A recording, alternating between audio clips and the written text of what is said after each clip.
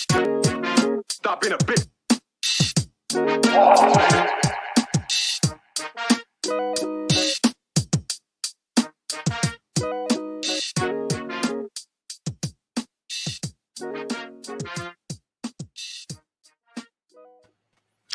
All right, Lemonheads, welcome to episode 212 of Lemon City Live. Lemon City Live is brought to you by Magic City Highlight.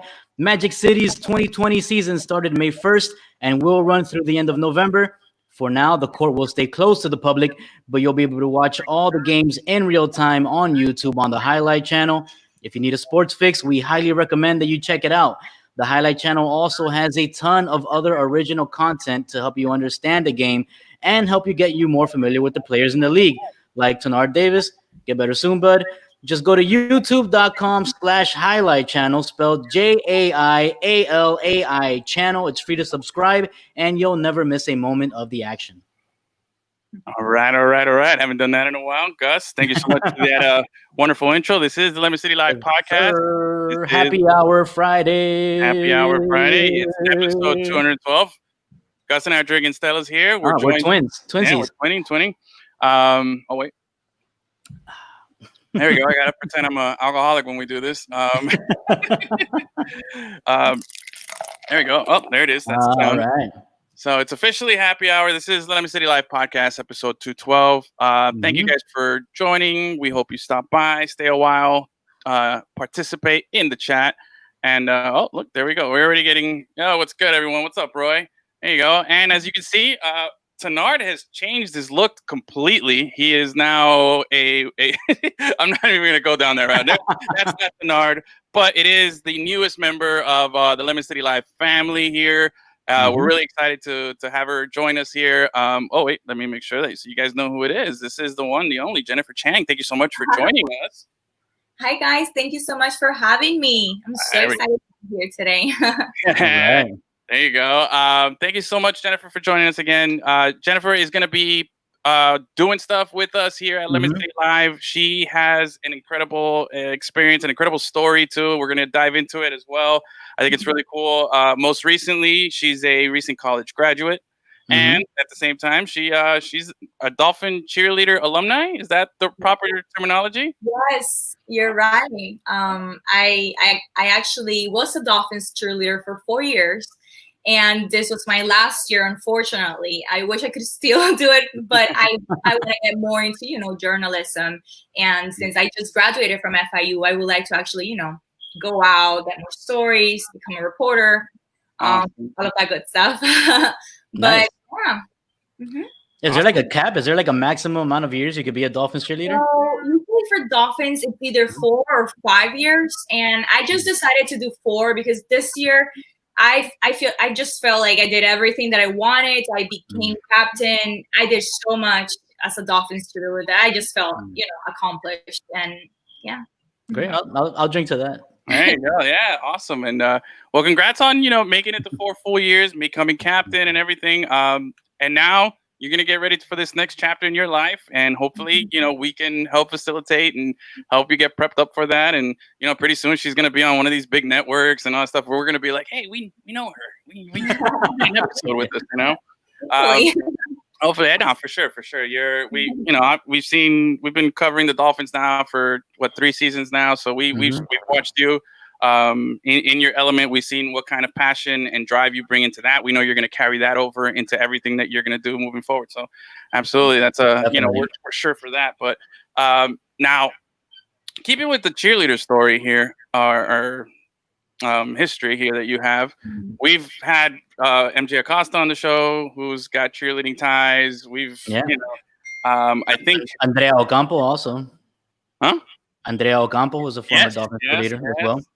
I think Jennifer, Mariela Camposano. She was a former cheerleader. I know she works a lot with the cheerleaders. Mari, her and I, we're all friends from high school. Yeah. She always gives me the best advices. Oh gosh, I love her. She's amazing. She's awesome. Yeah. She just got her PhD. I think like last year, the year before. She's a G. Me and her used to work together at Thunder Wheels. Okay, that's how old school we are. But anyway, but yeah, you did it for 4 years, and the really cool thing about your story that I find fascinating is your sister was a cheerleader as well. Yeah. Oh yeah. So I honestly, I never thought I was going to make it in the big leagues, and I did. My rookie year, it was the best feeling ever. My first year, I actually did made it when the team became internationally known. So I also represented Cuba. I was born in Cuba. I came here when I was 9 and got that opportunity. That was huge. And just, it was amazing. Then my second year, my sister. So my first year, my sister was 17. She couldn't audition. But then, so then my second year, she was like, I'm turning 18. I really want to do this with you. And I was like, you have to. This is going to be so good for you because thanks to Dolphins, I was able to do broadcasting. Thanks to them, I did Dolphins Internacional, which it was a series where I did, news and everything. So, and when she was in high school, she was the one who inspired me to do journalism, actually. Okay. Wow. Yeah, she was the anchor in high school. Like she was all about journalism. And so when she saw that, it wasn't just, cheerleading on the field. It was more than that. She absolutely loved it. So she auditioned. She made it, and we cheered for 2 years, and it was the best 2 years of her lives. And then she decided. Cool. It was amazing, honestly. And then she decided to go to law school, so that's why she stopped. Yeah. Wow. Yeah, that's kind of a big deal right there. La abogada. There you go. I kept on doing one more year. I wanted to be captain. Dancing is absolutely my life.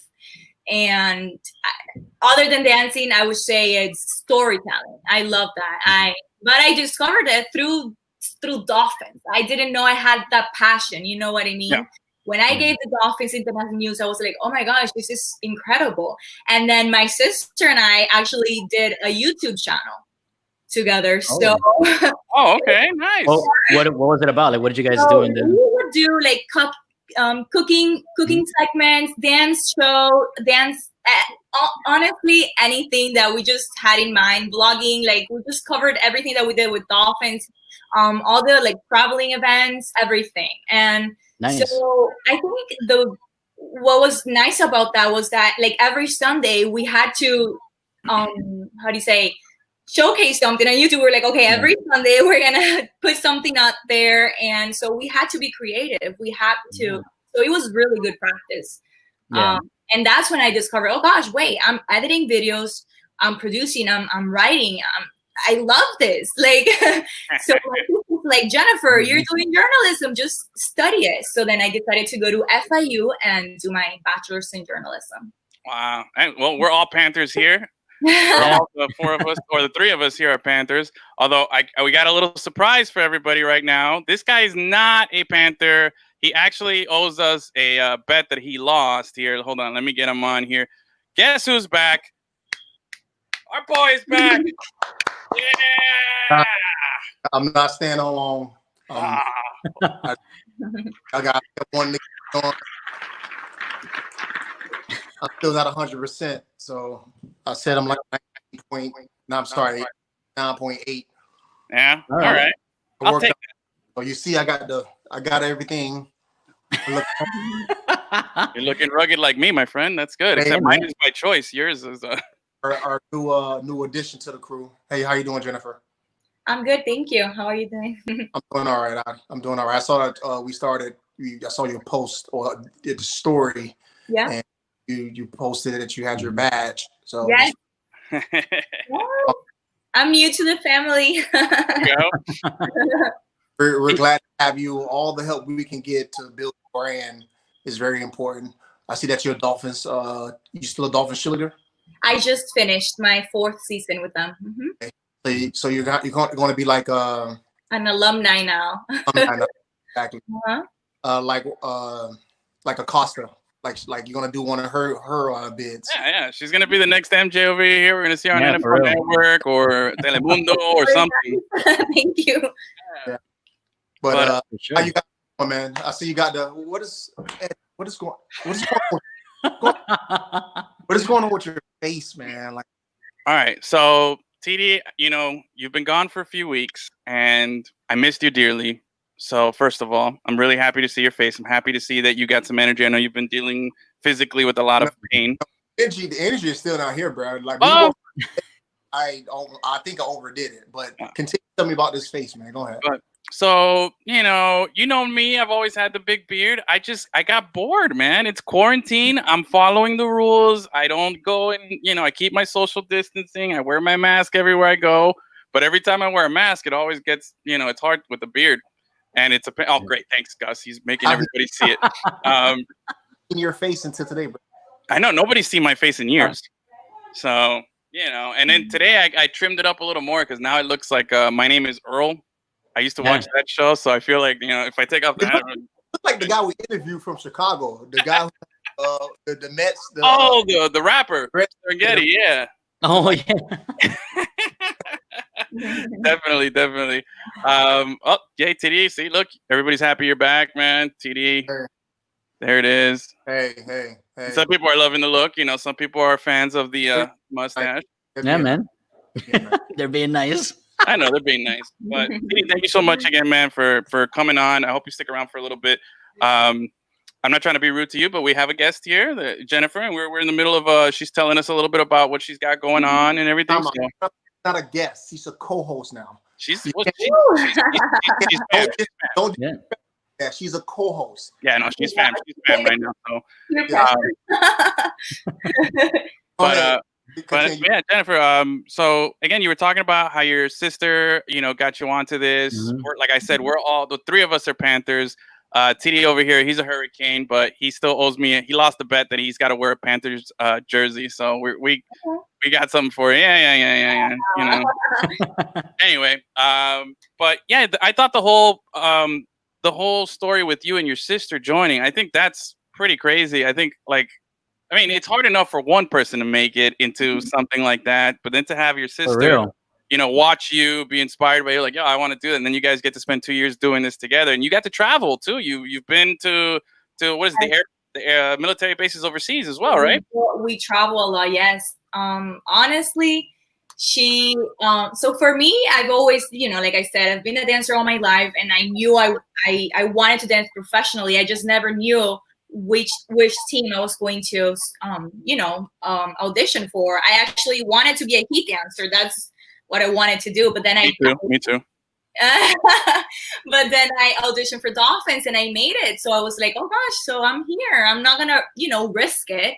And so after that first year, which was an amazing year, I was able to go to Barbados for a calendar shoot, and just dance to the field is just an amazing, experience overall. And my sister got inspired. She loved it. She's like, oh my gosh, I want to be a part of it. So then for our second year, she's like, how can I be a Dolphins cheerleader? And I was like, if I'm in the team, I'm going to help you. You're going to be in the team. Like, just work hard. Because, it's not like because I made it, she made it. It's not like that. I think it was even harder because they were expecting for her to know way more than other girls because I was.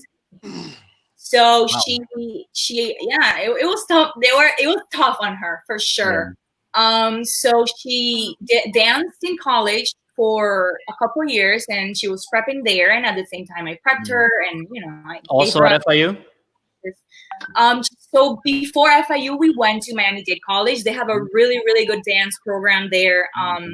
And so she trained there and she got ready. I gave her some advice as well. She would train for hours and hours for maybe 3-4 months before auditions, and she made it. And that day was the best day ever. Like, yeah.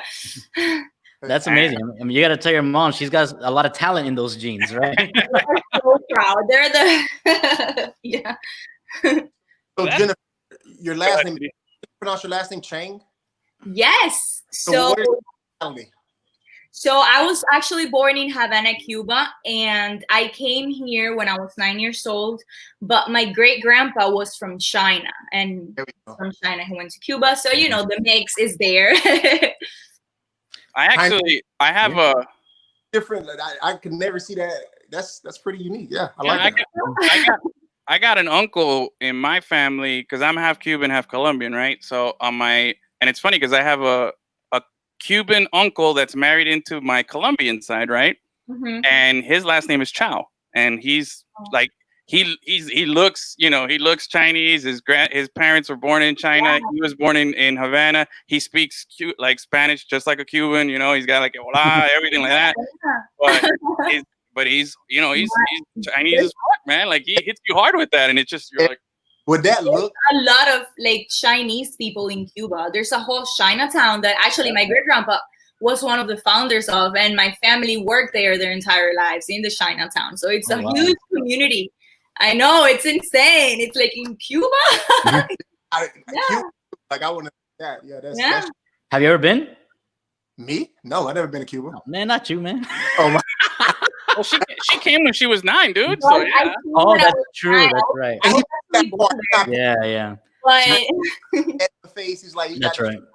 Like Edward Pass as a Chinaman though, bro. You kind of look Chinese a little bit, man. Well, I mean, yeah, I've always had the eyes and stuff, but I mean, actually, I saw a video on. Oh man, I think it was Vice or Vox, one of those news internet stations. They did a special about the last Cuban Chinese restaurant that's left in New York, and it's like in a certain part of New York, and they still have one actual Chinese Cuban guy who still works there, who's been working there since it opened in like the 60s or the 70s or something like that. And he looks like my uncle. Like he's Asian, everything. And he's like, oye, pero este come mierda, no sabe lo que está hablando. He's talking in Spanish. And they didn't censor it in the video because I guess they didn't pick up on it or anything. And I thought it was really funny. I'm like, yo, that guy's legit. He's Cuban so. Hey, curse, don't. I love it. I love when white people don't know that we're cursing in Spanish. Yeah. Or like, remember when that Lil Jon song came out and nobody knew what Skeet meant and like they didn't censor it? Like, I always find that hilarious. Even OPP it was never censored, and they figure out what OPP means. Exactly. And but I think it's super cool. And in Peru, there's also a big population of Chinese people as well too, man. So you got the Ros Chifa, man. So you get those little pockets of. And that's that's the beautiful thing about Hispanic culture and just cultures anywhere, man. Like it's just embrace yourself, man. Indulge yourself in all these different flavors, textures, looks, everything, man. It's the shit. So we like all of us here. We all have a mix of something here. We got Nicaraguan representation right there. We got Cuban, Colombian.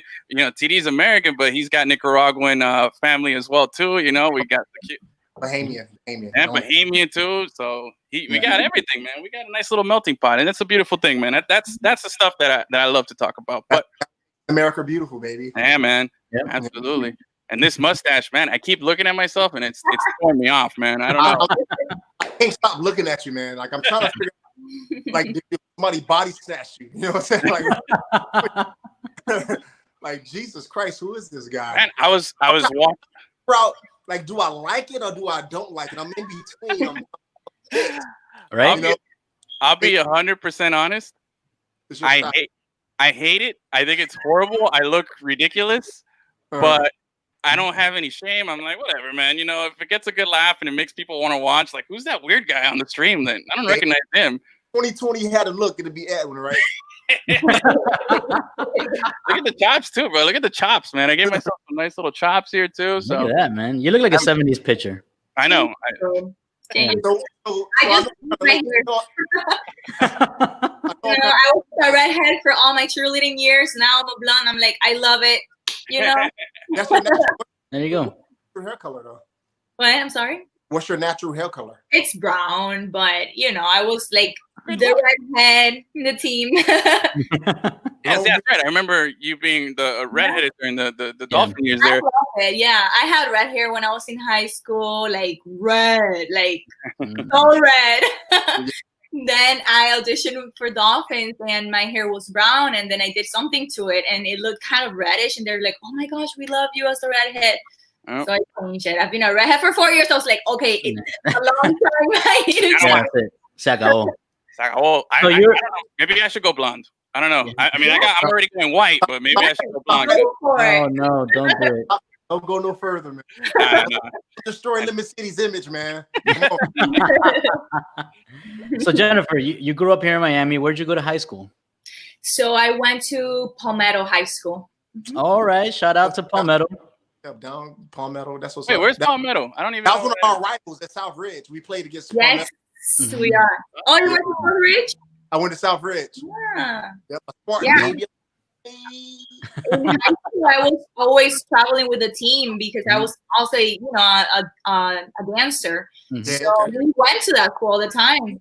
Yeah, it changed a lot since I've been there. So, well, I'm sure Palmetto has changed. Palmetto has a lot of rich high school tradition with a lot of players coming out of high school and basketball. You're going to be one of those people that they're going to say, "Hey, a trivia question. Where did Jennifer go to high school at?" And then Yeah. Hopefully. Yep. Got the Uncle Rico look going on. Yeah, I can take it, man. I'm telling you, I really like. I was showering and I had the handlebars down here, and I was looking at myself, and all week since I've had this look, I kept looking. I'm like, bro, I look like something, and I couldn't put my finger on it. I couldn't remember, and all of a sudden, I'm like, wait a minute, it's Earl. And so I was like, okay, I'm gonna trim it up, and I looked up a picture. I was like, okay, it's about there. So yeah, my name is Earl, man. Jennifer, I got a question, and this is maybe again, full disclosure, I'm not a dancer. I don't know anything about it. I can do the awkward white guy stuff. I can defend myself a little bit here and there. I have fun, but when it comes to for someone like me, how do you explain to them the like what brings cheerleading and dancing together as like something similar? You know what I mean? Like how is it that you grew up as a dancer and you wanted to dance, and how did you find cheerleading to give you, that satisfaction and wanting to do it? How do you find that? Like, how do you tie those two things together? Yeah, so when it comes to cheerleading in high school and not professionally, it's different. It's actual cheerleading. So I grew up dancing. I did ballet when I was 5 for a couple years. Then I danced in public schools. I was in every single dance team possible except the cheerleading team. I never did cheerleading because I was not able to do so many things at once, but I always wanted to. So when I auditioned for Dolphins, I was like, oh, that's nice. It's cheerleading. That must be easier. That's what I thought. But actually, NFL cheerleading is not easy. And it's not just cheerleading, even though we're called cheerleaders, like that's like the terminology, it's actually dancing. It sounds weird, but when it's like professionally, it's real intense dancing. And I've been for a really long time on the team, and every single year it gets even harder when it comes to dance. Now we have a coach that she's really demanding when it comes to dance. You have to be technically, a technical dancer. There's a lot that goes into it. So I had no idea before, auditioning. Then when I got in there, I was like, this is real dancing. It's something, So Nice. And that's why I find the satisfaction, because it's a mixture. We dance in the sidelines. We do routines on half times. We do every style possible. We do salsa. We do jazz. We do hip hop. We do technical dances. So we do a little bit of everything. It's just that we have palms. That's how I look at it. We're dancers with palms. There you go. So, That's awesome. That's really cool. I gotta. I'm sorry, TD. I didn't mean to cut you off. No, I agree. You guys or you ladies kick ass, because Gus is up there in the press box, in the AC. I'm down on the field, sweating out of every part of me, trying to take a picture of everything that's going on, and I'm just, it's hard. And then Nobody needs that mental imagery, bro. Nobody needs that. Okay, don't worry. Listen, and I look over and I see you girls are out there in each corner of the field, and you don't stop. You get your little chair break and you rotate your little breaks for like a second or two, and I'm like, man, I better pick it up, man. If they're there doing this, I can't be complaining, So yeah, you guys, as far as the physical aspect, the demand of the job per se, you guys definitely. Oh, hey, watch out, bro. Cover your mouth. Definitely, it's really demanding. It's hard, especially in this Miami heat. Oh gosh. There's times that I'm like, I am dying, but it's that passion that drives you to just push for the fourth quarter. It's that motivation that, gosh, I made it. Like there's only 10 games, so more or less, you know, a whole season. Yeah. It's just like you got to give it your all, because it's your one shot, you know. It's, you work so hard, it's so many rehearsals for so many hours, and so we only have one game to, you know, do what we've practiced for so long. So for me, I like some of my rookies, I was captain this year, and they were like, gosh, Jenny, you don't get tired, you're so you because I was like, well, I know this is going to be my last year, you know, and I just want to have fun. I don't want to regret any second of it. Yeah. And even if my like feet were hurting so much from the boots, from everything, from the heat, from the ground, because when we finish the games, our feet are like burnt completely, like it's terrible. But I was just like, I don't. That's not, you know, that's not what I'm thinking about right now. That I'm just, you know, I keep it going. It's just, I don't know how to explain it. It's just, you're focused, you're motivated. Yeah. Mm-hmm. So what's a typical calendar season like for the cheerleaders, for the Dolphins cheerleaders? Like, when does it start? When does it end? And what? Do you guys get an off season? Besides the games and rehearsals, what else? What other functions do you guys have to commit to? So we do a lot, honestly. It's like a whole year thing. We do not just rehearsals for games, but we have appearances that we have to do around the community. You know, anything. They send us a memo, are you available to do this? We don't have to do all of that. The only thing that we have to do is like rehearsals and games. And then additionally, it's like calendar shoots and things like that we don't have to. If I have like a job, you know, and I can't do it, then it's fine. As long as I do, like, you know, games, that's what's mandatory. Okay. But we do travel. We are always busy, and you don't want to say no to those things. You know, for me, I would always say yes to everything. And everything is a new experience, and you just never know who you're gonna meet. It's just everything that we do as a cheerleader. I think it's incredible, the opportunities that we get, especially. Awesome. What's like the biggest opportunity that or what's something that being a cheerleader, what kind of door do you feel like that's opened up for you? Well, for me, I feel like definitely has to be journalism. I mean, I was able to do the news segment in Spanish, and I think that was huge for me. I did Dolphins Internacional, and that was incredible. Just giving the news in Spanish. Like, I remember that with that in my hand, I was able to get an internship in Univision. So, you know, it gave me experience a little bit, and I loved it. I think that was the greatest thing I did as a cheerleader, other than dancing, because I love dancing on the field. It was definitely that. It was, you know, doing Dolphins Internacional for sure. I want to ask you actually about that Dolphins International. If you go to it, for those of you guys wondering and that are watching, and first of all, real quick, guys, if you guys are watching, thank you so much. Again, if you have any questions for Jennifer, for TD who's back, for any of us, anything, put it up in the comments. We'd love to see what you guys are thinking, or if you guys want us to answer anything, go ahead, put it in there. So tell us what you're drinking. Yeah, tell us what you're drinking. And again, thanks for joining us. Stick with us. We're going to keep it going. But Jennifer, now that you mentioned the international, for those of you who want to see it, just go to the Miami Dolphins. I know it's on their Instagram page. You can scroll through it. You can see it there. I've watched this stuff now. Gus, myself, and TD right here.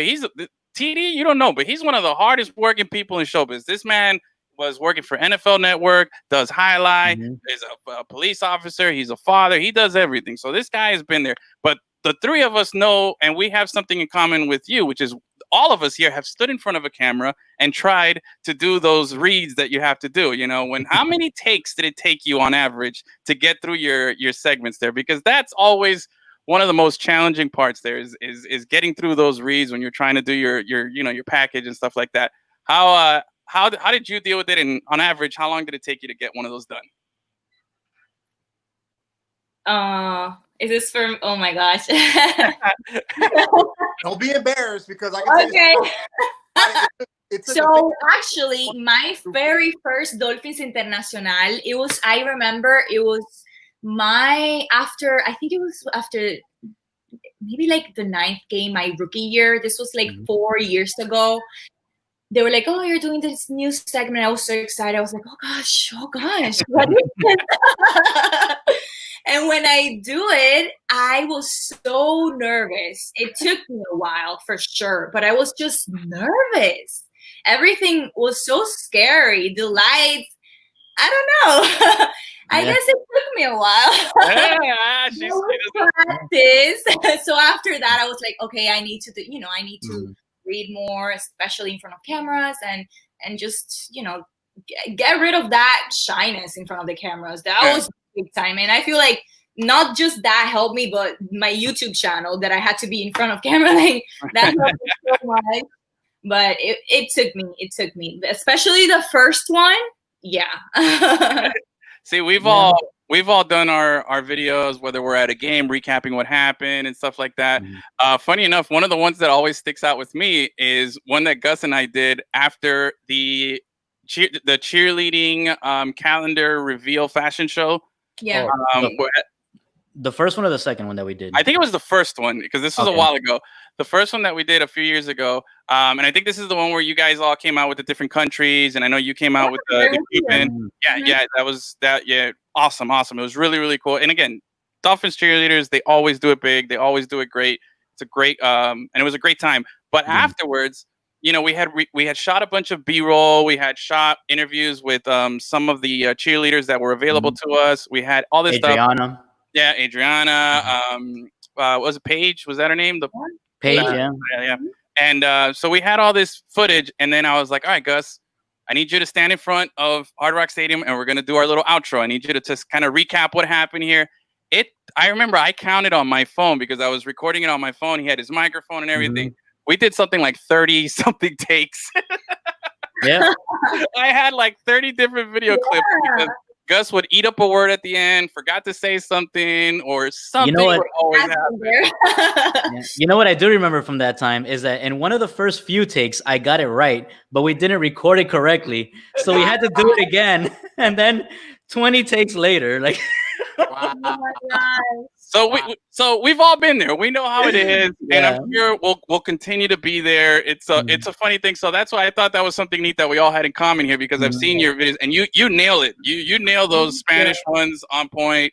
And so when we see you do that, I was like, man, I wonder how long it took her to do that, because I'm telling you, definitely when I started Dolphins Internacional, it wasn't like one take. Oh, of course, of course not. And so Leon, the guy that would record me, he was really patient. He's like, don't worry, we're going to do little by little, section by section. You're going to do all right. And I got so into it that I would just go home and I wanted to just do better and better. I just wanted to like leave a good, image of, oh, okay, she's a professional. She's doing better, Yep. And especially since I was studying journalism, I was like, I have to, be good. So I had that pressure on me, and I was like, I have to do good. Every time I go, I have to do better. And that was my mentality. And so I would read. I would read in Spanish. I actually took some diction classes for my neutral Spanish, because it's different. I mean, I'm Cuban. I have that Cuban accent, and it's on, So I took acting classes. I took diction classes with a really good professor in Spanish. So I was able to, little by little get rid of that Cuban accent, because it's different. You have to be neutral when you give the news. And so that helped me a lot, just reading and just doing it again and again, repetition. And then I remember one of my last year, Leon was like, wow, Jenny, like, he's like, have you been practicing? And I was like, I don't know. Of course I was, you have to. Well, I'm happy to report that Gus has gotten a lot better at it. We're down to it takes us a few tries. We're still not at that, we're not batting it later. But he's cut it down a lot. And again, I just think it's funny because we've all been there. I've been there where I'm like, man, I'm on take 17. I need to get this done. Oh my God. And especially when you are in a new environment. When you get comfortable, for Dolphins, and eventually I got comfortable. I was like, oh, I got this. It's easy. But then when you go live, you're in the middle of, a community or something different. That's what throws you off. So definitely practice. It's the key. Yeah. TD, you've been there, right? You got What's you got a horror story of any of that you could relate to us? Like she was saying, practice is perfect. Repetition is always going to get you to be more comfortable with your craft. But yeah, we all had that horror story. Once you're reading a teleprompter or you're reading from a cue, and you want to sound articulate, you want to sound, pronunciate and enunciate your words. You think too much as you're reading or talking, and then you fumble over that word. So I was saying earlier, we had a guy by the name of Takeo Spikes at NFL Network, NFL, the broadcasting boot camp. And I remember him. We had to read a teleprompter. He has the record to this day. It took him 56 times. And I was like, bruh. And it's just that people start seeing the words, or they start thinking too much once the guy says nervous, and it gets even worse. Just to be yourself. That's why they want you in front of the camera. There's a lot of beautiful women that live in Miami. What separates you from them, is your personality. So, you being a Dolphins cheerleader because you have that resume, you being a Cuban, you being a half Chinese, you have a beautiful look. So what makes you different in front of a camera? Your personality. So you're doing everything right. Classes, the professors, the sky's the limit for women in journalism now. So you're on the right path, and just continue to perfect your craft, and you'll be perfectly fine. You with the right guys. We're gonna do our best to make sure you get on, a major network, and we're gonna do our best to make sure we use your talents and promote our sports. So I think you're gonna be perfectly fine with us. Thank you. I appreciate you. Thank you. Problem. For the record, I'm one of the most beautiful people in Miami as well. So,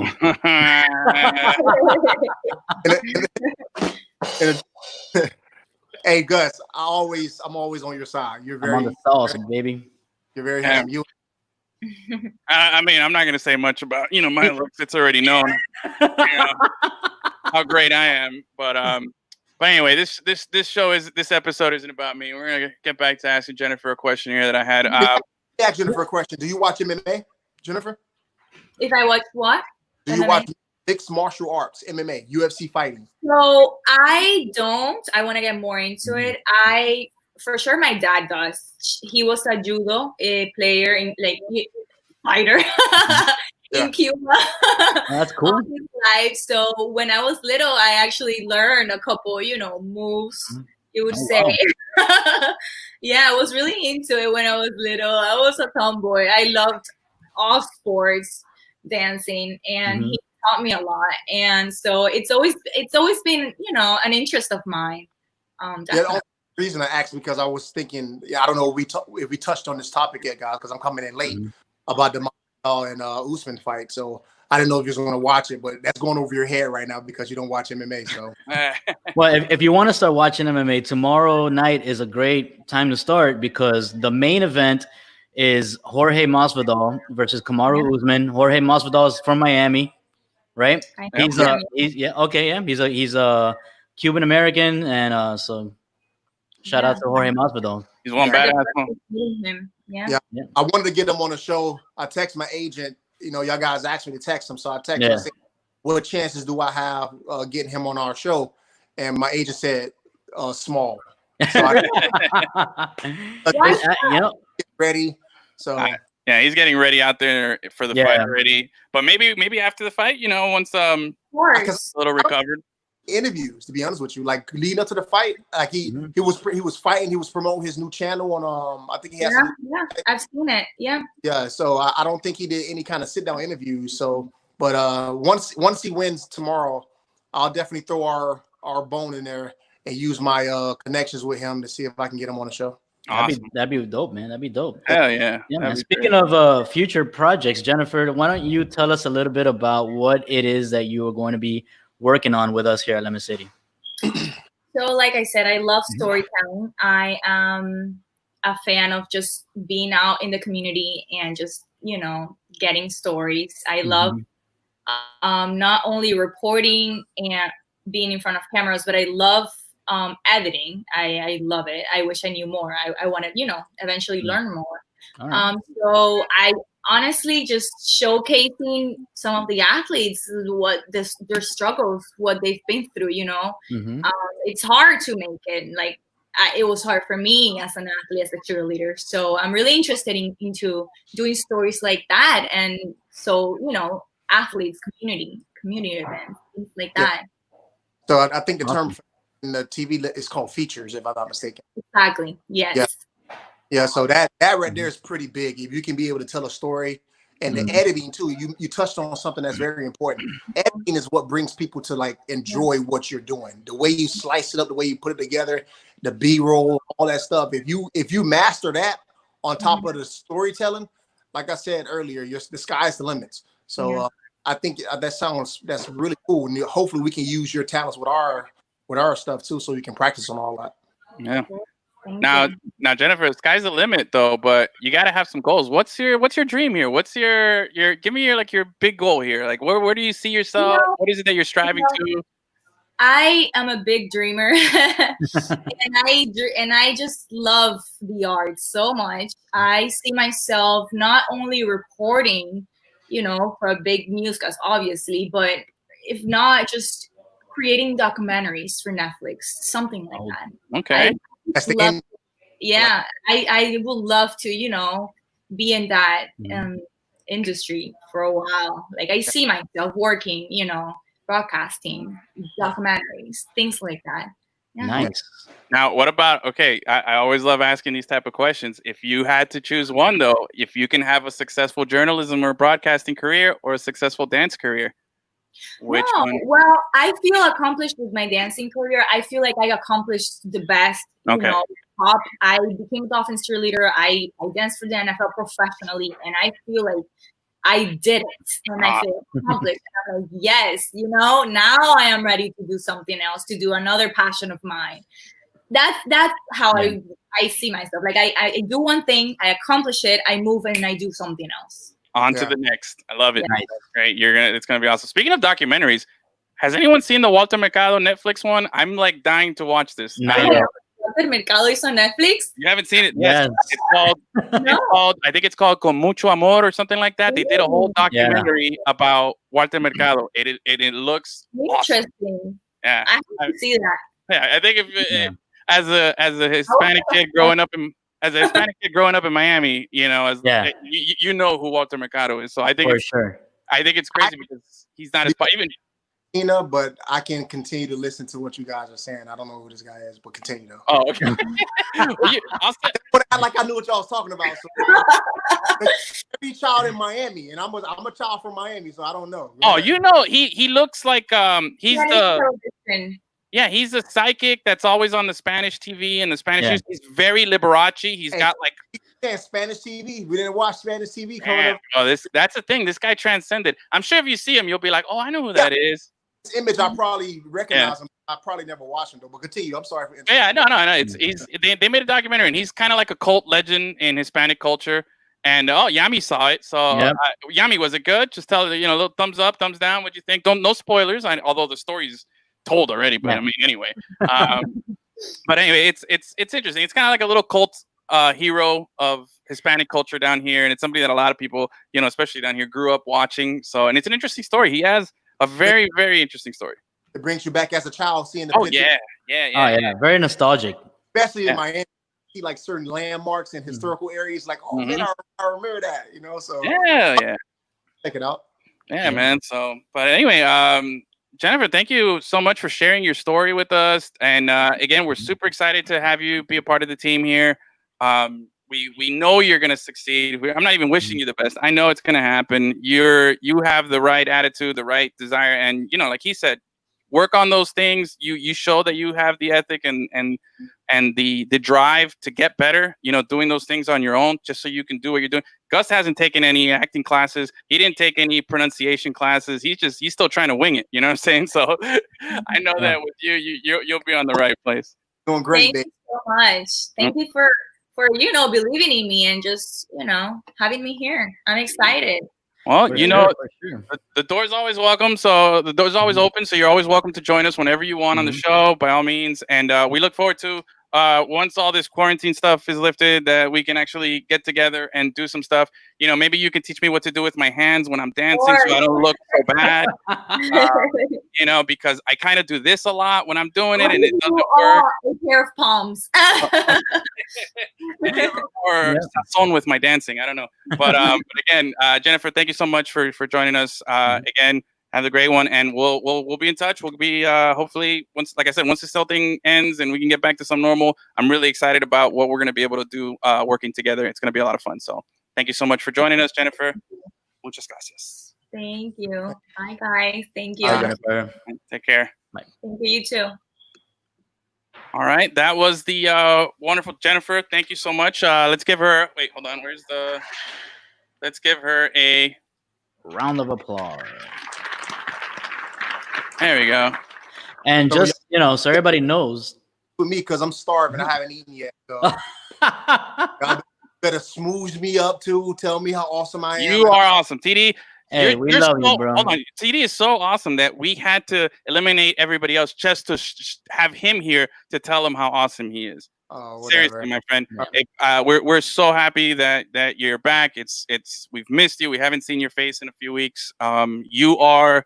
This is a 3-piece heartbeat that keeps this podcast going, and we're pumping for you without you here, but we're glad to have you back in whatever form and shape we can take you. I know you're tired. I know you've been through a lot. You're still recovering.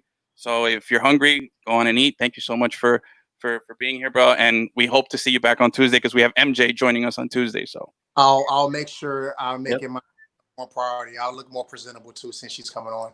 But guys, I miss you guys too, man. Y'all make sure y'all stay safe. Continue to do an awesome job. Even though I'm not with you guys physically, I'm with you guys emotionally. And y'all guys are doing a great job keeping fighting a good fight. So be safe, and I'll talk to you guys on Tuesday. All right, brother. Sure, be good, man. Good night. Fam. Have a good night. Here's a drink. There you go. All right, Gus and I will stick around here for a little bit. I do want to touch on a couple of little topics here before we ride out. We still got a few minutes. We can keep it going. And by the way, just so everybody knows, Jennifer's actually already starting to work on her first feature. So hopefully by next week or the week after, it'll be finished, and we'll share it on the show. So stay tuned. Stay tuned for that. Yeah. Again, what do you guys think? Jennifer, cool. She's got a cool story, right? She's. What do you guys think of Jennifer? Put in some comments there. Let us know. What you thought. And come on, everybody's happy TD's back, right? That's what we're all excited about. Always good to see my buddy, man. He's had a rough one. But hopefully he can sit back tonight, watch a little Walter Mercado Netflix, and you'll feel a lot better. Yami said, I wanted to read this. It was good stuff. Some stuff I didn't know about him. It's crazy how he stayed fabulous till the very. I think that's the best word for him. Fabulous. Fabulous. Oh yeah, fabuloso. Fabulous. Yeah, that guy is. I think you gotta say fabuloso because it's Spanish first of all, and it's purple. You always wear purple. Yeah. I think that that definitely does it. There's Danny. What up, Danny? What's it called, bro? I've we were tripping on nostalgia, and so Gus and I earlier today, we were listening to DMX. Oh yeah, and I've been on a DMX kick all day since that. I was over in the warehouse doing some stuff. It was funny that you put on DMX today at work because I don't know, sometime this week, I don't know, bro. This whole week has been a blur. But sometime this week, I was listening to the Rough Riders album. Okay. When they did like a compilation album of all the Rough Riders Volume 1. Yes. And man, that just I was feeling super nostalgic, man. And that song with Dragon and what's his name from New Orleans from Cash Money, Juvenile. Okay. That song with Dragon and Juvenile. Remember that song I'm talking about? It starts off with horns. Oh shit! Yes. Yeah. I know because here's the thing. By the way, Eben, yes, I love the Beezer jersey. Yeah. That's the one and only John Van Beesbrook jersey back there. Whoa, come on, man! You didn't even ask me. Hat of the day right here, bro. This is when they were still the California Angels, I think it was, but they were the LA Angels. Yeah, and they were also LA Angels. You see this? This is the Angels hat with the halo. Check it out. Also, cool. The halo's a good touch. Nice touch. The halo's a sweet touch on this hat. And also, fun fact, this is the same hat that Bertram wore in The Sandlot. Remember Bertram, the guy who fades into the 60s and nobody ever heard of him again? Yep, nobody ever heard of him This again. is the hat that he's wearing that whole movie with the halo. So, yeah, this is my Sandlot hat there. Shout out to Bertram. So you're Bertram. I'm Bertram, bro. I think Bertram ended up looking like this. It sounds like he would have gone into something like this in the 60s. Nice. So I probably would have been Squints. You definitely. You look like a Squint. Oh, Dennis. What up, Dennis? What up, my man? Yep, that hat's fire, bro. He knows, man. He knows what's up. He was big because AEW's YouTube show has a character based on him. What's he talking about? I have no idea. Evan, you gotta elaborate. I don't know. Are you talking about Bertram? Bertram has a YouTube. Whoa, interesting. We'll see. We'll get back to that. But yeah, AEW, is that like wrestling? All Elite Wrestling. Yeah. All Elite Wrestling. So, Character dude, based on yeah, I don't know. We'll see. Evan will elaborate a little more on that. So, I was driving home all the way from work, blasting in the rain, some DMX. The whole way through, bro. It was so lit. You saw a car on fire.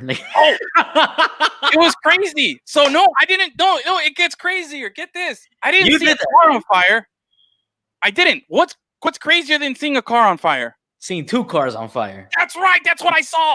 I saw 2. I saw 2 cars on fire today on the drive home. So the first one was off of like 72nd Avenue exit.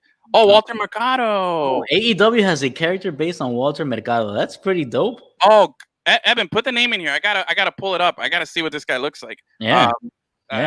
So off 72nd Avenue and the Dolphin, a car went off the thing and had crashed into a palm tree and was completely on fire. And there was like 7 or 8 people just watching, and like nobody had gotten there yet. And then I was like, damn, that's just crazy. So I kept driving, and then when I got to I-95 and I was about to merge onto 195 to head home, I look, another car on fire heading south on 95.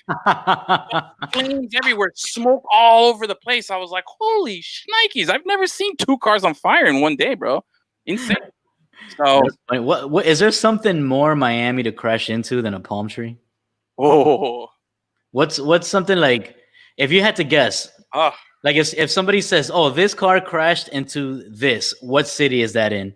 What's the most Miami thing that you could crash into? Bro, I can give you. If you don't answer how I think you're gonna answer, I'm gonna be very upset. I don't know. I have like 3, but I think I don't know if I'm on the same page as you. I think either a Publix. Publix is pretty good. A Publix. What was the other one? A Pollo Tropical. or a Cuban bakery. I think those are like the 3 things that, like what's the Pinecrest Bakery or something? Nah, maybe not that one. I think a Pollo Tropical or Publix. Vicky Bakery. Yeah. All right. I mean, if you would have said flamingo, even though I've never seen a flamingo in the wild in Miami, bro. But if you crash into a flamingo, then that's pretty Miami. The show Hunters, man. That were yeah. Bro, I hate the guy now. I hate that guy even more because he shoots the freaking flamingo for no reason. Yeah. What a piece of shit. Just walking by on the street there, but I was just super disappointed. Yeah, DMX got some wild. DMX is crazy, bro. He's about 5'7". His name is Earl. Also, keeping up with Simmons, bro. Earl Simmons, and probably cars on fire too. Yeah. Aventanita. There you go. Yeah. Yep. That would have been. That is probably the most Miami thing you could crash into is Aventanita. Really? I'm gonna stick with my Publix. I like my Publix because Publix exists all throughout Florida. Ventanitas are only in fucking Miami, bro. Okay, yeah, I'll give you that. Yeah, even the way I finished that sentence, only in fucking Miami, bro. Only in Miami. Yeah. I'll give you that one. You definitely. That's a good one. But Yami's the winner. Yami, you win. I'm buying you a beer one of these days. Yeah. Wait, I got something for her. Hold on. There you go.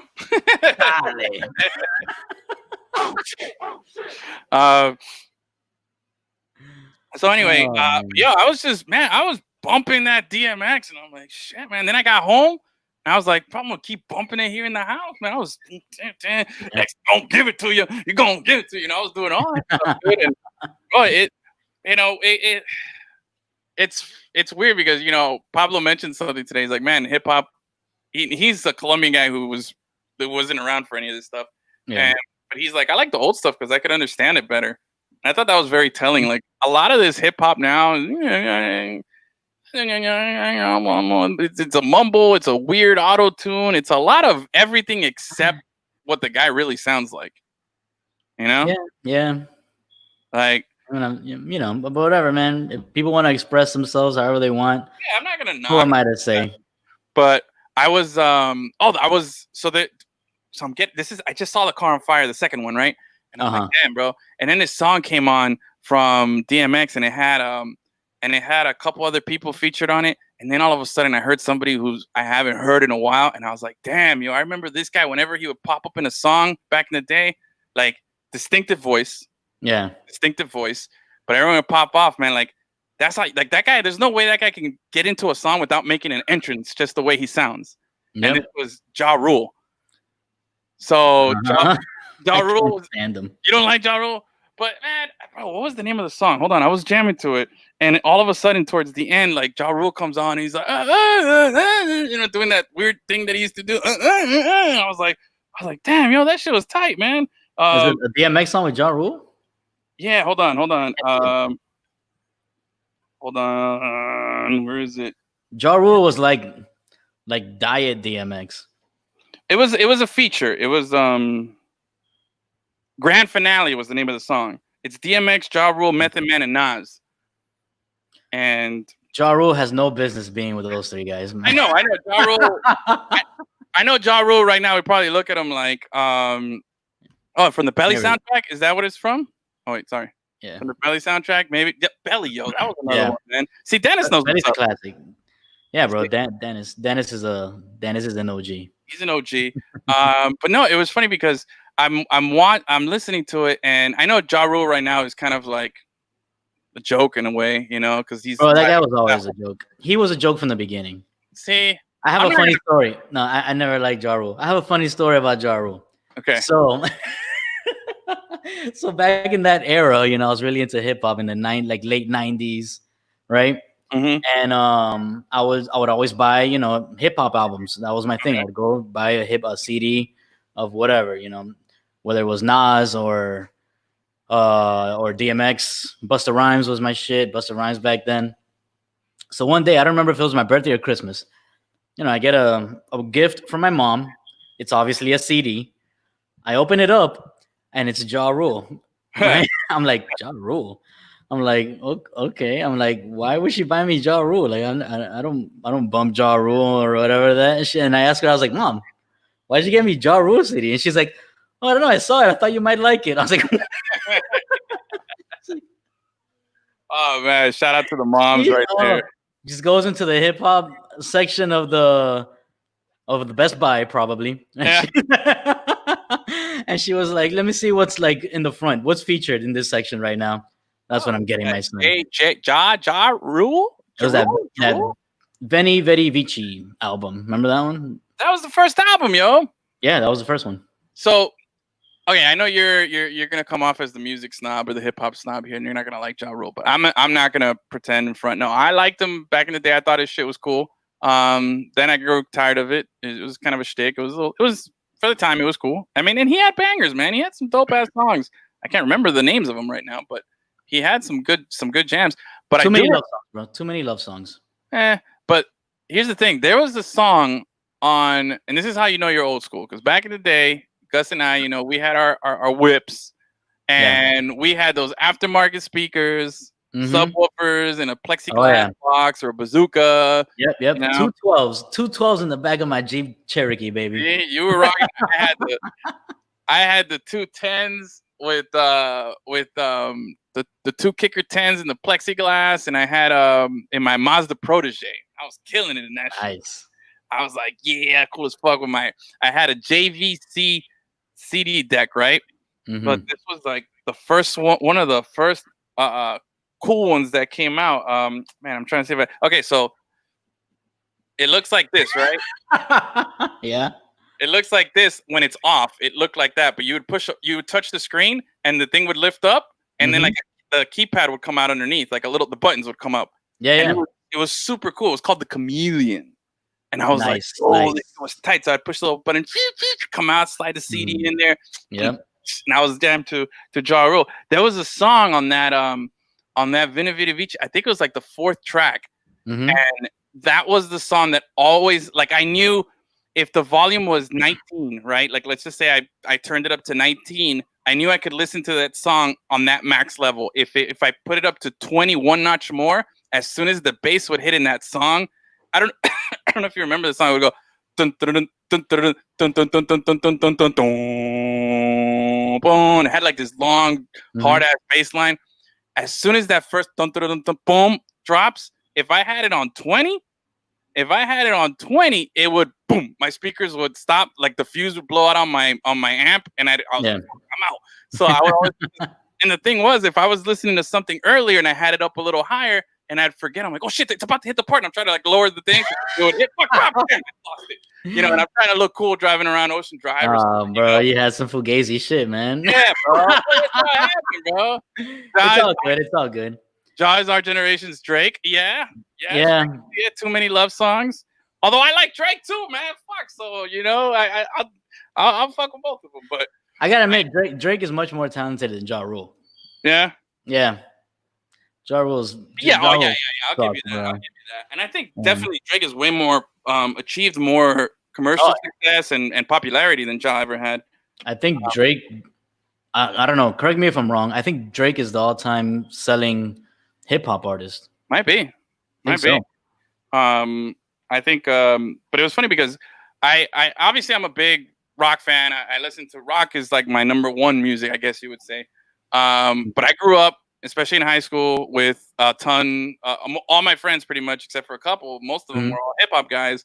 So we were rolling around in the Honda Civics with the speakers, and I was the one guy in his car who would play like some rock music and not the hip hop stuff, See, I was the opposite. I was the only one in my group of friends that was super into hip hop. Everyone else was into rock. See, this is what happens. You were at Sunset. You were the Bizarro Edwin at Sunset, and I was the Bizarro Gus at Braddock. And now we came together. Our powers combined. We're Captain Lemon. Wrong way, bro. Come on. Boom, like that, bro. That's how we do it. Lord. Oh, wait, hold on. Can't put the pics. His name is Bendigo. Oh, Evan just texted me because he can't put the pics in there. Oh, I could see the picture here, though. Hold on. Bendigo. Yeah, wait. Like bless you? Like que Dios te bendiga? Yeah.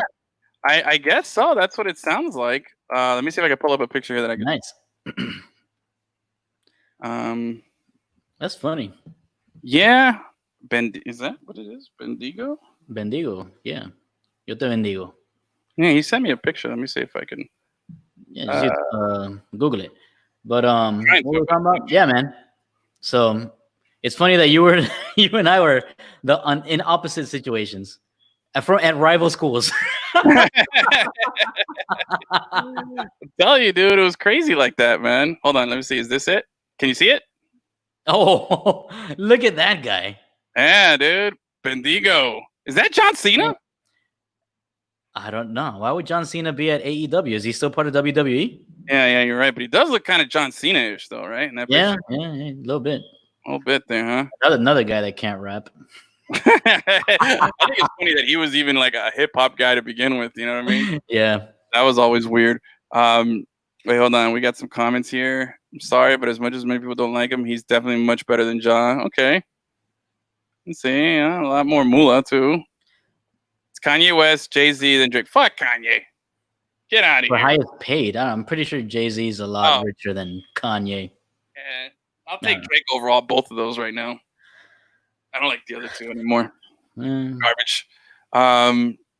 Anyway, so yeah, I was, back in, we were the Bizarros, and my friends used to listen to that, and we were talking about this earlier, Gus. Back in the day, it was a thing. Like a new album came out, you used to go to Specs. You used to go, oh, that's Billy Gunn in the picture. Oh, okay, makes sense. I got you. We used to go back to record stores, Specs, Warehouse Music, stuff like that, and like, oh, the new Ja Rule album dropped. We gotta go get it, man. And it was the shit, man. Those are good times, man. I remember. And what was one album that you were very excited for? What's that? One album that you were very excited to go buy. Oh man, personally, does it hip hop or anything? Whatever. From that era. From that era, yo, Can I guess? Can I guess? Go ahead. Limp Bizkit. Am I right? Yes. Which one though? Oh man, I don't know. The one with you know it. Do it. No, I don't know the. You Shut know the fuck it. up. Say it all the time. Go. The one with Method Man. No, what's the album? Come on. Chocolate starfish in the hot dog flavored water. Oh god.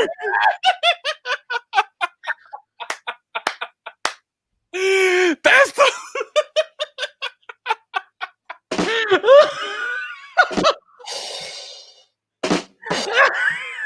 That's the winner right there. Oh, there you go, man. There you go. That's the one, bro. Every time I see it, I think of because you go chocolate starfish. That's how he says that shit, man. I think Like, bro, this guy's a little too excited for chocolate starfish. we did that like a few years ago, right? Didn't we do that? The Limp Bizkit episode where you were making Man, fun of that was like pre-episode 100, dude. Yeah. That was like 90 something. Okay, wait, I love that album. Yes, Nestor, that's what's up. He knows what's good. Yo, Nestor is the one that put me onto Limp Bizkit. I remember that. Yeah. Dude, So Nestor also had the subwoofers in his car, and we used to listen to that Limp Bizkit cover of the Mission Impossible song. Oh yeah. That's fire. That's my favorite Limp Bizkit song. That was one of mine. And I it's funny because that when Chocolate Starfish came out, it was like a big deal, right? That was their third album, and this was their second album was the one that put them on all the TRL fame, and they had all this blowing up, and then this album came out, and it was like, whoa! So I remember I was going to school at Miami-Dade, like 2000, 2001 or something like that. And I went before class. We had a morning class. I went to Best Buy when they opened, and I bought the CD the first day. Damn. I was like, "Oh, today's Limp Bizkit day. I gotta go get it." And I went and got it, and I was like, "Oh shit, chocolate starfish!" I've never been into anything that much, bro. Where I have to go early and get in line or whatever. Chocolate starfish. I can just say that over and over. In the hot dog flavored water. But that's legit. As soon as you put that CD into the fucking reader, the first thing you hear is chocolate starfish in the hot dog flavored water, and you're just like, what's going on here, dude? What is that? Dude, my face hurts right now so Ow! Oh my god! Ow! Yeah, it was good. No, for me, it was Busta Rhymes' Extinction Level Event, his third album, coincidentally. Yeah. I was super excited for that one because it was coming off the When Disaster Strikes album where he had Dangerous. Yeah, remember Dangerous? Serious. Yep. And he was making all his music videos with Hype Williams. Yeah. Silly with the 9 milli with the dilly, yo. Yep.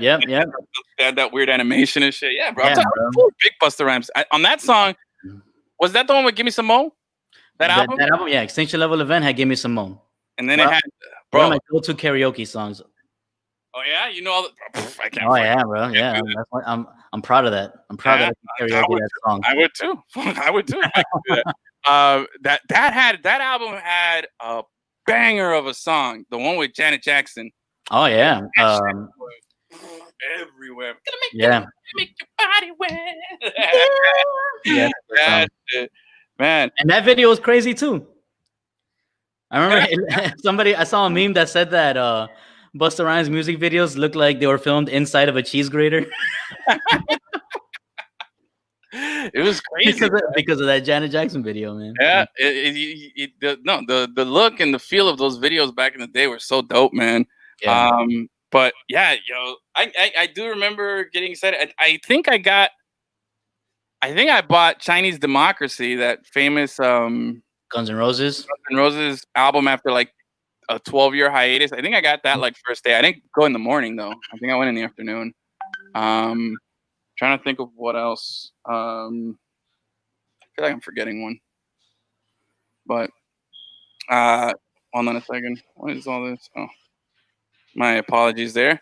Yeah, I think I had. I'm trying to think. I know there's another one, but no, Limp Bizkit. I definitely remember that like being a thing. That was a real big thing. I told you I went to Best Buy to buy Snoop Dogg's first album with No Limit, and I got carded because I was only 17 at the time, and they're like, "No, you can't have it." I was like, "How dare you?" First of all, okay. Secondly, catch me outside. How about that? You know? I wish I got it. I ended up getting it somewhere else. You know, that was man. Really hey, shout out to my mom for buying me everything that had explicit content on it. Yeah, thank you. Good. Yeah, mamas out there that hooked us up. But yeah, Limp Bizkit was tight. Like Evan mentioned, we went to a concert. We rode up to Horror Nights. I think he put up there. Oh, Significant Other, all the way to Horror Nights back in like the first ever Horror Nights or something. How bad was Chinese Democracy? You know, I'm not the right person to ask, and because I was so excited about it because I wanted something so bad that I kind of learned to like it in parts of it, because I was like, yo, I've been waiting so long for this that it wasn't that bad. I still think there's some good songs on there. I thought there was some weird stuff, but I liked it. I was just happy to have something with Axl, you know, and I was really excited about it. So yeah, and thanks to Latia. Yeah. So I'm trying to think of the other one that I got excited about. But anyway, I used to go out and get all those hip hop CDs, and that was the thing, man. It was a cool vibe. Like, you know, oh, here's an old school thing, Gus. You're driving in your car, going up to your visor, pulling it down, and sliding your CD out from your CD visor holder. Did you ever have one of those? Did I have a CD visor holder? I don't think so. I had one of those folder things. Yeah, but you can't be driving and pull out the big book at a red light. No. If you were cool, you had the visor. You just slide it down, slide your mix CD that you made on your burner, pew, pop it in, slide the other one back in there, flip it up, and boom, didn't even miss a beat, but just cruise.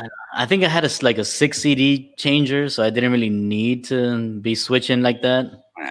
Not that cool, bro. You gotta have the visor, bro. Visor. If you had the visor, put it in the comments, man. Let me know who had the visor, because that shit was tizzy-ite, man, right there, bro.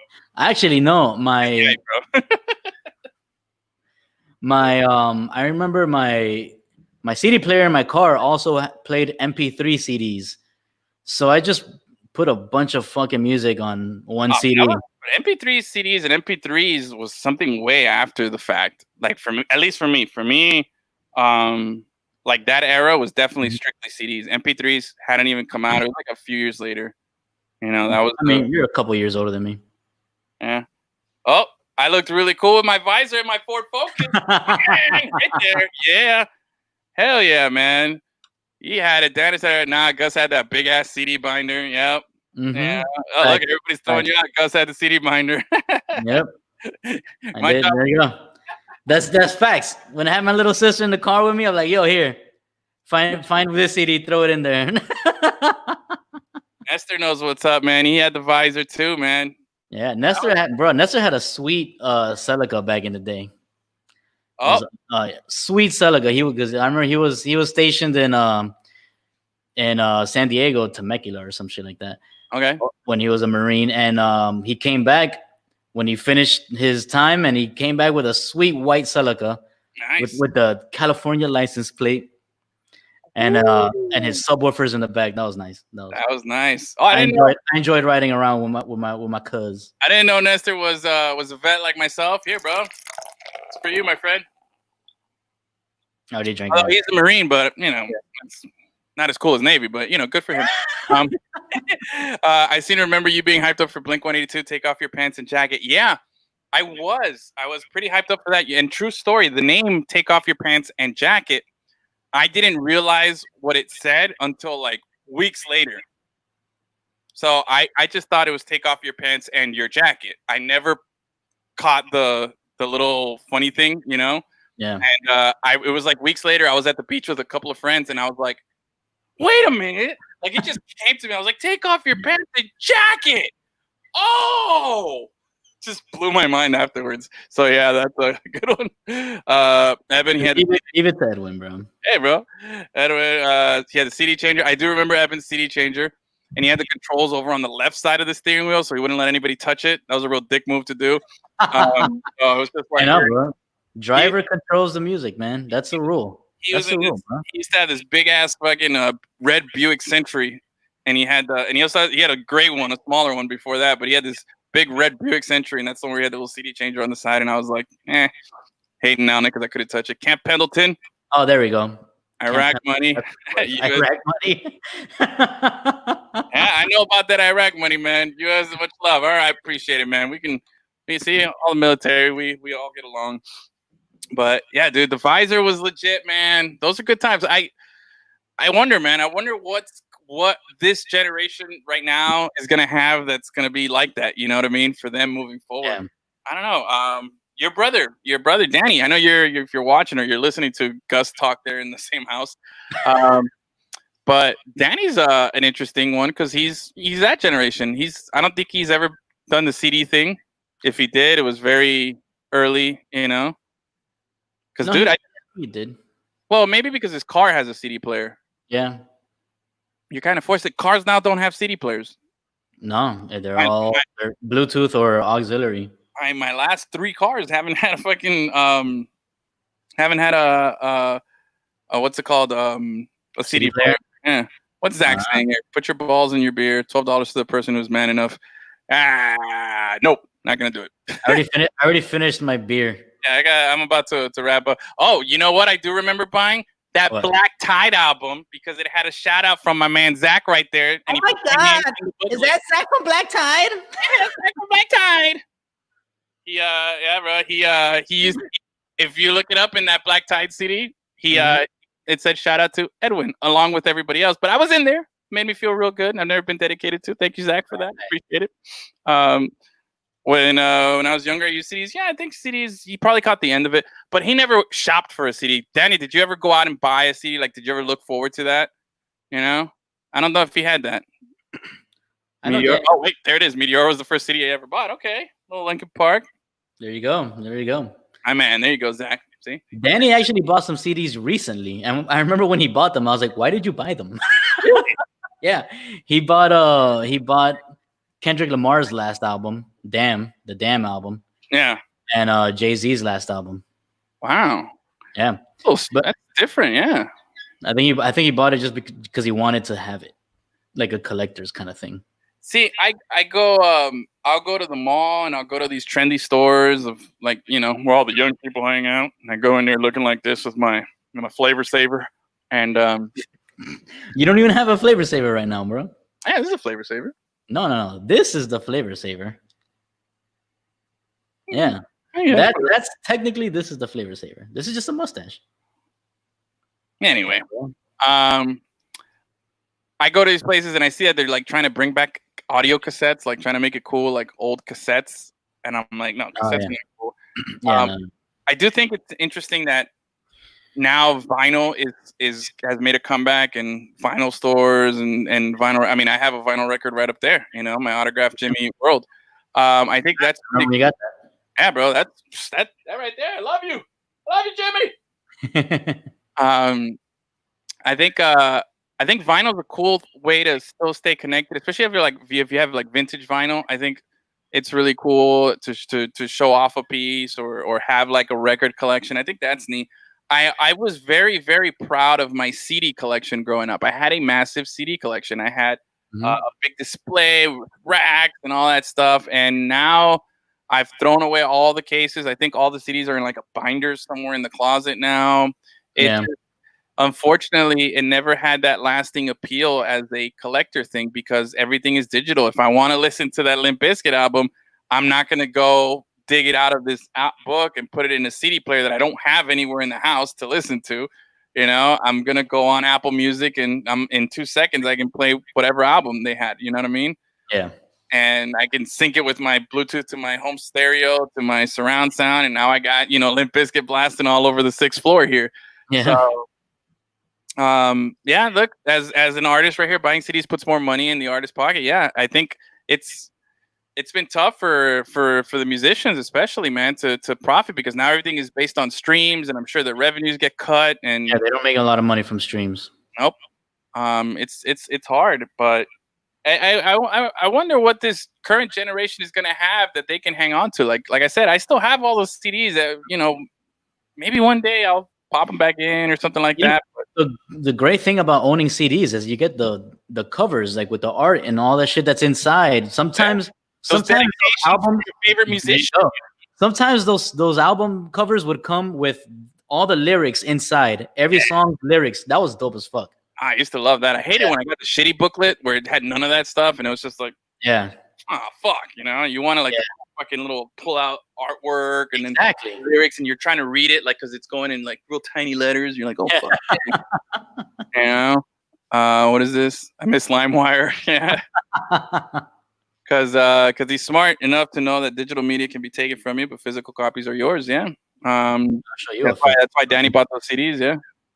Let's see here. Zach, average band will see $1.67 per CD sold. Average payout per stream is wow. That sucks. Damn. That's a harsh one. Let me know what I can stream. I'll just leave it streaming all day, and I'll put it on loop if it helps out. There you go. You know, anything I can do. Napster. Oof. Sweet spot right there, bro. Love Napster. Limp Bizkit loved Napster too. That's right. They supported Napster. But yeah, I wonder. We'll see in the future what like Danny goes back to and hangs on to. Like right now, you know, I said I got my little vinyl there. I've gotten a few other vinyls. We have a little record player here. I think that part's real neat. I think it's really cool if you have like a nice, cool vinyl collection. You know. Oh yeah. But I don't know. I feel weird about the vinyls in how do you call it? When you have vinyls of new stuff. For instance, like your brother goes out and buys the Kendrick Lamar CD. Yeah. I don't know if I would buy a Kendrick Lamar vinyl. I don't know if that, you get what I'm saying? Like I feel like I don't have the same vibe on it. For that to stream it as opposed to buying the album, because I think there's something about like. Well, I mean, like Zach said, if you want to support the artist financially, sure. Why not? Yeah. Have a lot of thoughts on this stuff. You know, Zach, we'll do a music episode one day, man. Join us one of these Fridays, and we'll talk music, man. I'd love to sit down and dive in about that, man. Yeah, maybe, man. Maybe one of these upcoming Fridays. I think Fridays are good time to do it. So hit me up, man. Let me know. Let's see here. Yes, LimeWire. Or hey, do you want to give your PC herpes? Yeah, Evan gave my PC herpes one time on LimeWire. That asshole. But anyway. Yeah, I can sit here in Babylon about all the stuff that we did, but you know what I'm going to do is I'm going to just finish this here. Nice. It's been a great show. I want to thank everybody who I got you working in music business management now. See, that's what's up, bro. Let's get some inside information there from the one Zach Sandler. Hopefully, we'll make that happen soon. But yeah, hey, everybody, thank you guys so much for participating, man. The comments were great. The questions were great. We hope you guys were as happy to have TD back as we were. Hope you guys liked what Jennifer had to say. I think she's going to be great. Looking forward to working with her more. Yeah, look out for her features coming soon. Look out for that as well. Gus, great show, man. A lot of fun. Again, thank you guys for lemoncitylive.com. If you're watching this, man, give us a little review. If you listen to the podcast, go to your Apple Podcast, give us a little review, put a little 5 stars, and really wherever you listen to your podcast. Wherever you listen to it.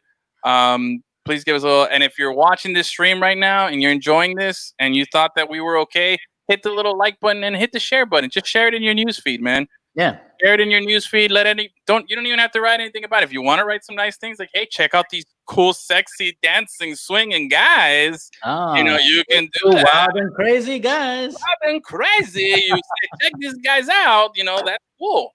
If you don't want to put that on there, that's cool too. Just hit the little share button if you're watching and just share it out there. Maybe we get some new eyes, man. I love the engagement. I love getting it out there. And just like Zach said, when you buy a CD, you help out the artist more. When you hit that share button, that helps us out a ton. Remember, this is a free show, man.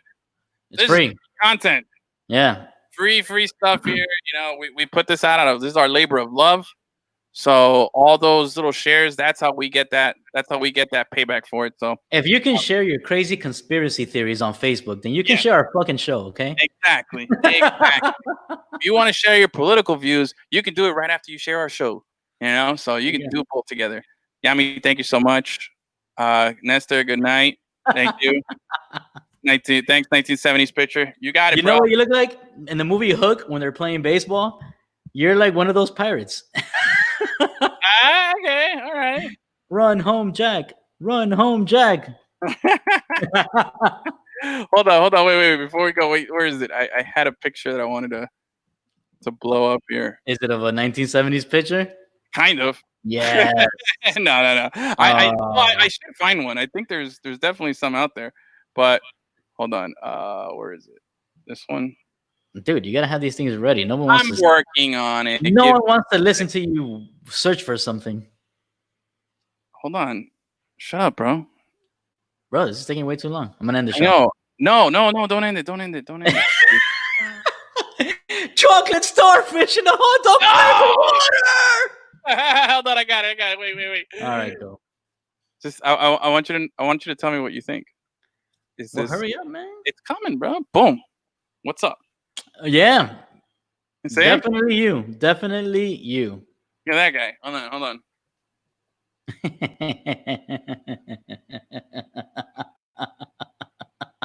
me get this.